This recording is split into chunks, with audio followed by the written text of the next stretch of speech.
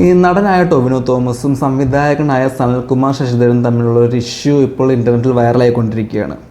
നമുക്കതിനെക്കുറിച്ചൊന്ന് ചെറുതായിട്ട് സംസാരിക്കാം. അതായത് വഴക്ക് എന്നുള്ളൊരു മൂവിയിലെ ആസ്പദമാക്കിയിട്ടാണ് ഈ ഇഷ്യൂ എല്ലാം ഉണ്ടായിരിക്കുന്നത്. ഈ സംവിധായകൻ സനൽകുമാർ ശശിധരൻ വഴക്ക് എന്ന സിനിമ തൻ്റെ ഫേസ്ബുക്ക് പേജിലൂടെ അതിൻ്റെ 1.5 മണിക്കൂർ ദൈർഘ്യമുള്ളൊരു പ്രിൻ്റ് റിലീസ് ചെയ്തു എന്നുള്ളതാണ് ഇഷ്യൂവിൻ്റെ തുടക്കത്തിലെ കാരണം.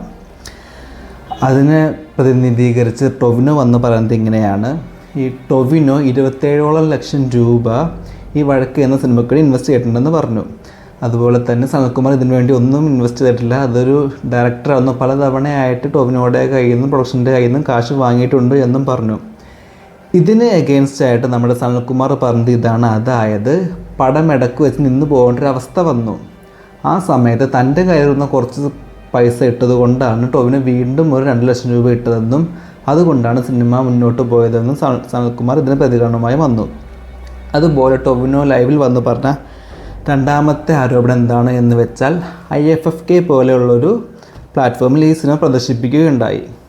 ആ സിനിമ പ്രദർശിപ്പിച്ചതിൻ്റെ ഫണ്ട് മൊത്തം ഈ ഡയറക്ടറിനാണ് ലഭിച്ചത്. അതിനെക്കുറിച്ച് അന്വേഷിക്കാനോ പറയാനോ ചോദിക്കാനോ ഒന്നും ടൊവിനോ പോയിട്ടില്ല എന്ന് പറഞ്ഞു. പക്ഷേ സനൽകുമാർ തൻ്റെ ഫേസ്ബുക്ക് പോസ്റ്റിലൂടെ പറഞ്ഞു, അതായത് ഇത് ഈ IFFKയിൽ നിന്ന് കിട്ടിയ ഫണ്ട് അത് 50-50 എന്ന നിലക്ക് പ്രൊഡ്യൂസേഴ്സിനും ഡയറക്ടറിനുമാണ് പോയതെന്ന് പറഞ്ഞുകൊണ്ട് ഇത് കള്ളമാണ് എന്ന് പറയുകയുണ്ടായി. പിന്നെ അടുത്തതായിട്ട് ടൊവിനോ പറഞ്ഞത് എന്താണെന്ന് വെച്ചാൽ ഈ സനൽകുമാർ ഇത് തിയേറ്റർ റിലീസ് ചെയ്യുന്നതിന് വേണ്ടിയാണ് ഇരുന്ന് വെച്ചത്.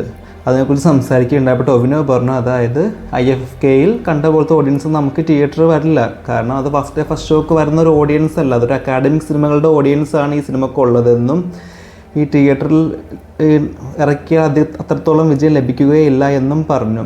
അതുകൊണ്ട് OTT ആയിരിക്കും ഭേദമെന്നും വിചാരിച്ചുകൊണ്ട് OTTയെ കുറിച്ച് അന്വേഷിച്ചപ്പോൾ സനൽകുമാറാണ് ഇതിനെതിരെ നിന്നതെന്നും സനൽകുമാറിൻ്റെ സോഷ്യൽ പ്രൊഫൈലും അതുപോലെ തന്നെ തൻ്റെ ക്രിയേറ്റീവ് റൈറ്റ്സ് OTTക്ക് വിട്ടുകൊടുക്കാൻ പറ്റില്ല എന്ന് പറഞ്ഞുകൊണ്ടുമാണ് ഈ OTT പ്ലാറ്റ്ഫോമുകൾ ഈ സിനിമ എടുക്കാത്തതെന്ന് ടൊവിനോ പറഞ്ഞു. എന്നാൽ ഇതിന് മറുപടി എന്നോണം സനൽകുമാർ പറയുകയുണ്ടായി, ഇത് കള്ളമാണ്, തിയേറ്ററിൽ റിലീസ് ചെയ്താൽ മാത്രമേ OTT എടുക്കുള്ളൂ എന്നാണ് ഈ സിനിമയുടെ അണിയറ പ്രവർത്തകർ തന്നോട് പറഞ്ഞതെന്ന് സനൽകുമാർ പറഞ്ഞു.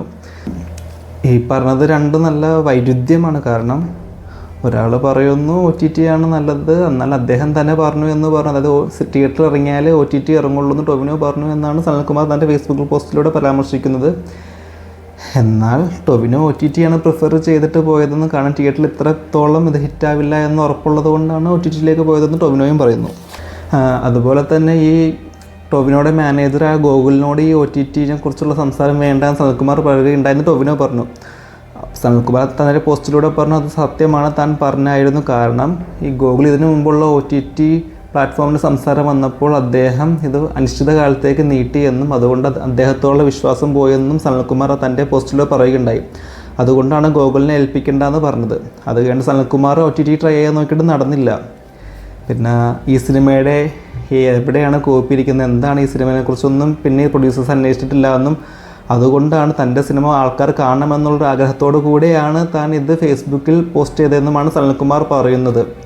അതപ്പോൾ തന്നെ എൻ്റെ പ്രൊഡ്യൂസേഴ്സ് കോപ്പി റൈറ്റ് അടിച്ച് റിമൂവ് ചെയ്യുകയും ഉണ്ടായി. ഈ സനൽകുമാറിൻ്റെ മെയിൻ ആർഗ്യുമെൻ്റ് എന്ന് വെച്ചാൽ ഈ സിനിമ ഇറങ്ങുന്നതുകൊണ്ട് ഈ ടൊവിനോയുടെ ഇമേജ് ഇടിയുമെന്നൊക്കെയാണ് പറയണത്. അതുകൊണ്ടാണ് ഈ സിനിമ ടൊവിനോ തിയേറ്ററിൽ ഇറക്കാൻ അനുവദിക്കാത്തതെന്ന് പറയുന്നത്. അതൊരു അക്കാഡമിക് പടമാണല്ലോ, ഒരു ഹിറ്റ് പടം എടുക്കാനുള്ള സ്കോപ്പൊന്നും ഈ പടത്തിനില്ല.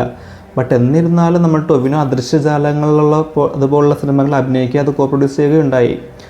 അപ്പോൾ ഈ ടൊവിനോ അക്കാഡമിക് പടങ്ങൾ ഇഷ്ടപ്പെടുന്ന ഒരാളാണെന്ന് അതിൽ നിന്ന് വ്യക്തമാണ്. ഈ സനൽകുമാറിൻ്റെ മാനസിക നില പരാമർശിച്ചുകൊണ്ടും പല രീതിയിലുള്ള കമൻറ്റുകളും ആരോപണങ്ങളും വരുന്നുമുണ്ട്. ഇതെന്താണ് സത്യം നമുക്കിപ്പോൾ അറിയില്ല. ഇനിയിപ്പോൾ ഇവർ രണ്ടുപേരുടെയും പ്രൊമോഷൻ, അതായത് സിനിമ പ്രൊമോഷൻ ചെയ്യാനുള്ള സ്ട്രാറ്റജി ആണെന്ന് പോലും സംശയിക്കേണ്ടിയിരിക്കുന്നു എന്നും ആരോപണങ്ങൾ വരുന്നു. എന്താണ് സത്യം അറിയില്ല. ഒരാളൊന്ന് പറയുന്നു, മറ്റൊരാൾ വേറൊന്ന് പറയുന്നു, രണ്ടുപേരുടെ സ്റ്റാൻഡിൽ ഉറച്ചു നിൽക്കുന്നു. ഈ പ്രശ്നം എവിടുത്തെ നിന്ന് എത്തുമെന്ന് വരും കാലങ്ങളിൽ കാണാൻ പറ്റും. അതുപോലെ വഴക്കുന്ന സിനിമ നമുക്ക് കാണാൻ പറ്റുമെന്നും വരും കാലം അറിയാൻ പറ്റും.